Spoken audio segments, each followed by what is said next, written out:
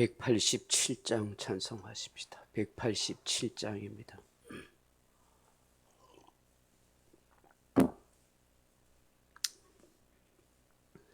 찬송가 187장입니다. 비둘기 같이 온유한 은혜의 성령 오셔서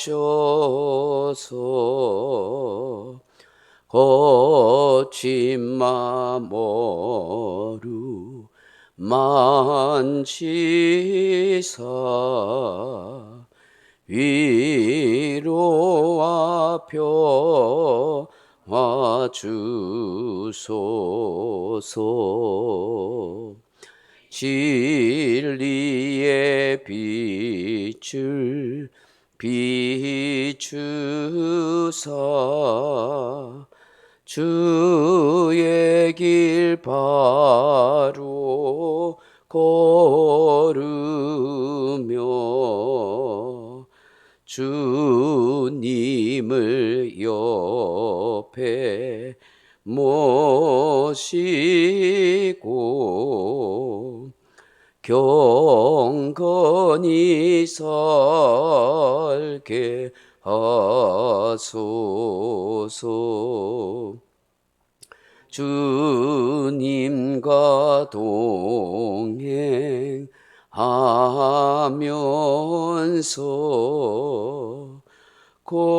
거룩한 길로 행하며 진리의 예수 붙잡고 길 잃지 않게 하소서. 연약한 나를 도우사 하나님 나라 이르러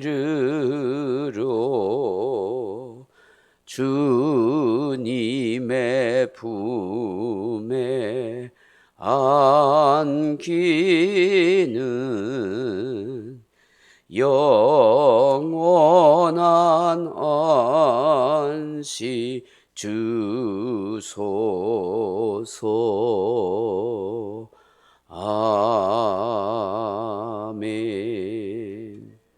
하나님 말씀은 사도행전 18장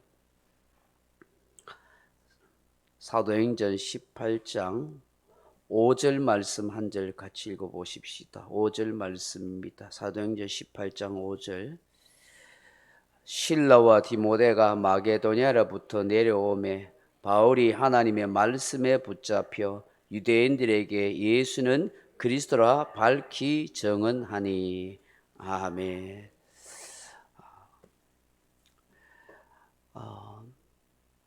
어제는 6절, 8절을 먼저 봤는데 오늘 5절 말씀을 한 구절 생각해 보려고 합니다. 이게 본문 말씀에 보면 하나님의 말씀에 붙잡혀 하고 그렇게 말씀하고 있습니다. 사랑하는 성도 여러분, 여러분은 무엇에 붙잡혀 사십니까? 사람들은 알게 모르게 뭔가에 붙잡혀 살아갑니다. 어떤 사람은 술에 붙잡혀 살아가고 어떤 이는 마약에, 도박에, 세상 쾌락과 돈에 붙잡혀 살아갑니다. 또 어떤 사람은 온갖 미신과 사주팔자, 우상 숭배에 붙잡혀 살아가기도 합니다. 보이지 않지만 사단 마귀에게 붙잡혀 온갖 죄를 짓고 불행하게 살아가는 사람이 참 많습니다. 아름답고 선하고 좋은 것에 붙잡혀 살아가면 얼마나 좋겠습니까? 우리 그리스도인은 무엇에 붙잡혀 살아가야 합니까? 무엇에 붙잡혀 살아가야 불행한 인생이 아닌 행복하고 복된 인생을 살아갈 수 있겠습니까? 첫째로는 예수께 붙잡혀 살아가야 한다 하는 것입니다. 사도 바울은 다메섹 도상에서 예수님을 만난 후 평생 그 예수님께 붙잡혀 살아갔습니다. 죄 많은 죄인인 형사에게 붙잡혀 형무소에서 평생 보내는 그런 삶이 아니라 살아계신 하나님, 우리 인생의 구주가 되신 예수님께 붙잡혀 살아간다는 것, 참으로 복된 인생이 아닐 수가 없습니다. 그렇기에 사도 바울은 빌립보서 3장 12절 이하에 이렇게 고백합니다. 내가 이미 얻었다 함도 아니요 온전히 이루었다 함도 아니라 오직 내가 그리스도 예수께 붙잡힌 바 된 그것을 잡으려고 달려가노라, 그렇게 말합니다. 그는 평생 예수께 붙잡혀서 하나님의 뜻을 위해 그렇게 인생을 살았던 것입니다. 저도 여러분도 예수님께 꽉 붙잡혀 평생 복되게 살아갈 수 있기를 바랍니다. 두 번째, 사명에 붙잡힌 인생이었다 하는 것이죠. 사도행전 20장 24절에 보면 내가 달려갈 길과 주 예수께 받은 사명 곧 하나님의 은혜의 복음을 증언한 일을 마치려 하면은 나의 생명조차도 조금도 귀한 것으로 여기지 아니하노라.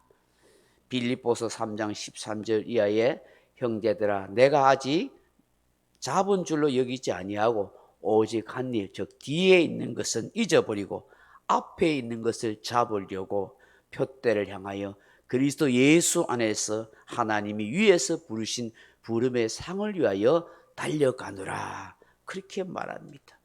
바울은 오직 사명에 붙잡힌 인생이었습니다. 생명 살리기 위해, 영혼 구원하기 위해, 복음 전하기 위해, 교회 세우기 위해 숱한 고난과 핍박과 궁핍과 어려움과 환난과 모든 가든 고초와 위협을 견디면서 이 사명을 감당한 거예요. 이 사명에 붙잡힌 바 된 사람은 사람 때문에 실망하지 않습니다. 환경 때문에 실족하지 않습니다. 이런저런 핑계대고 절망감에 사로잡히지 않습니다. 사명자는 가야 할 길이 있기 때문입니다. 십자가의 길을 가는 것입니다. 사명자는 날마다 자기를 부인하고 자기 십자가를 지고 주님을 따라가는 것입니다. 우리나라에 복음을 전했던 숱한 선교사님들이 있습니다.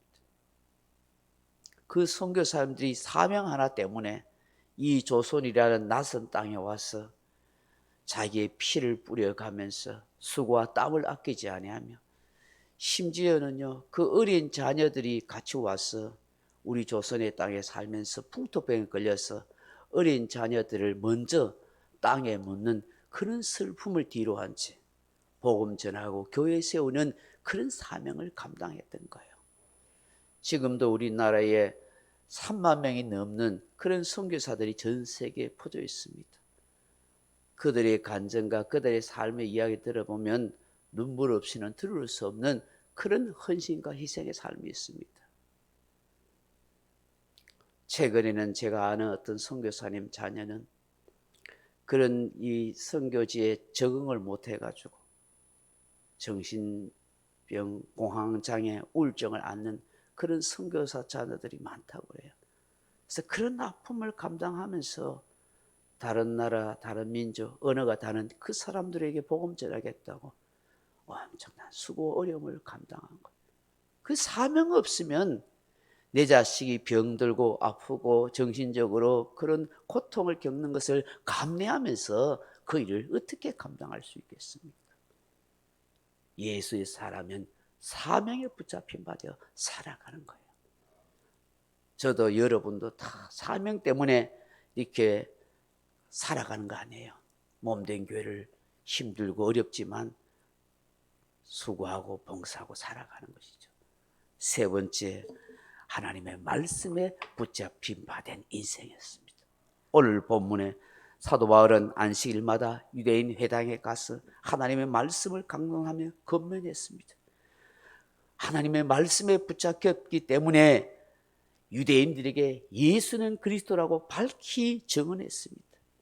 쫓겨다니고 핍박당하고 비방을 당해도 교회를 세우고 영혼을 구원하는 위에 오직 하나님 말씀밖에 없다고 확신하기 때문에 사람 살리는 것은 하나님 말씀밖에 없습니다. 인생을 변화시키는 것도 하나님 말씀밖에 없습니다. 교회를 세우는 것도 하나님의 말씀밖에 없습니다. 성도들이 복되게 살아가는 것도 하나님의 말씀밖에 없습니다.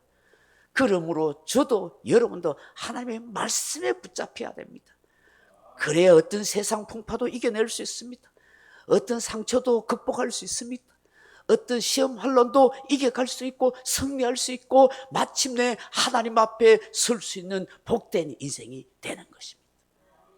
사랑하는 성도 여러분, 하나님의 말씀에 붙잡힌 바 된 인생으로 살아가십시오. 거기에 하나님의 영광이, 하나님의 놀라운 역사가 저와 여러분의 삶에 함께하는 것입니다. 시편 기자가 시편 119편 105절에 고백한 것처럼 주의 말씀이 내 발의 등이요 내 길의 빛이니이다. 주의 말씀이 나를 곤란 중에 살리셨습니다. 말씀이 살리는 거예요. 말씀이 내 인생길에 환하게 밝혀주는 거예요. 그래서 시간 날 때마다 여러분 말씀 읽고 말씀 묵상하고 말씀을 암송하고 그 말씀을 내 삶에 적용해서 어떤 어려움과 힘든 상황 속에서도 그걸 이겨가고 그 말씀을 통해서 지혜를 얻어서 깨달음을 가지고 그렇게 나아가게 되는 줄로 믿습니다. 오늘 이 새벽에 주시는 말씀을 함께 묵상하면서 이렇게 기도하세요. 주님, 예수님께 평생 붙잡힌 바 되어 살아가게 하옵소서. 주님, 사명 붙잡혀 살아가서 어떤 어려움도 시험도 이기게 하옵소서. 하나님 말씀 붙잡혀, 하나님 말씀에 붙잡혀 승리하는 영광스러운 성도 되게 하옵소서. 그렇게 기도하는 저와 여러분 되길 주님의 이름으로 축원합니다. 각자 기도하시다가 돌아가시기 바랍니다.